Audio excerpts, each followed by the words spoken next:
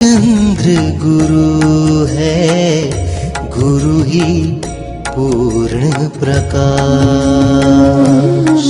गुरु के चरणों में मिलता है तन मन को उल्लास।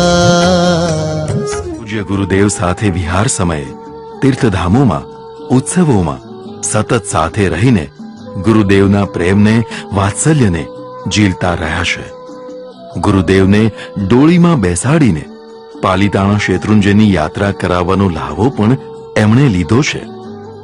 એમની સેવાનું બસ એક જ લક્ષ્ય છે, શાસનની સેવા અને ગુરુદેવના ચરણની આચાર્ય પદવીના અવસરે તેમને આશીર્વાદ પાઠવતા ગુરુદેવ કહે છે, કરચંદ્ર સુરેજી, તમે ઘણા વર્ષો પહેલા અમારા પરિચયમાં આવ્યા.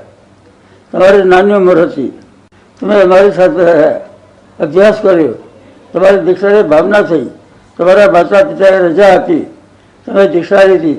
દીક્ષાથી અભ્યાસ બહુ સારો કર્યો, ધ્યાન આપ્યું. આજે તમે ખૂબ આગળ વધ્યા, તમારી આચાર્ય વિધિ થઈ, હવે તમારી જવાબદારી બહુ વધી જાય છે. તમારે સાધુ સાથે ભણવામાં બહુ ધ્યાન રાખવું, વ્યવસાય વગેરેમાં બહુ ધ્યાન આપવું. સાહેબકારો પણ ધર્મ પામે, ખૂબ સારો અભ્યાસ કરે અને એ લોકો સુખી થાય એ માટે શ્રાવકોને ઉપદેશ આપવો.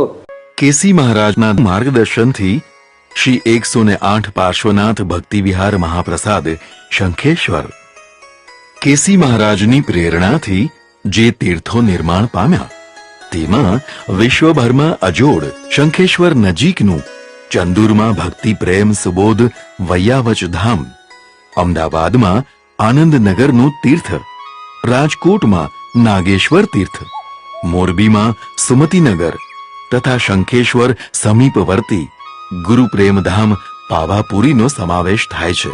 શાસન પ્રભાવક કાર્યોમાં એમની કાર્યકુશળતા, દીર્ઘદ્રષ્ટિપૂર્ણ આયોજનની દ્રષ્ટિ, પરિશ્રમ અને પ્રેરણા મહત્વના બની રહે છે. સામુદાયિક વર્ષી તપ હોય, ચાતુર્માસ હોય, જિનાલયોની પ્રતિષ્ઠા હોય કે અનુષ્ઠાનો હોય, તેમની સાધના શાસનના દીપમાં ઘી પૂરવાનું કામ હંમેશા કરતી આવી છે.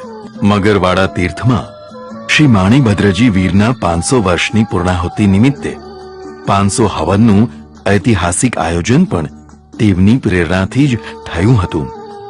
આટલા વ્યસ્ત હોવા છતાં મહિનામાં મૌનપૂર્વક એક અઠ્ઠમ તપ સહિત જાપ અને સાધના કરવાનું તો ક્યારેય ચૂકે નહીં.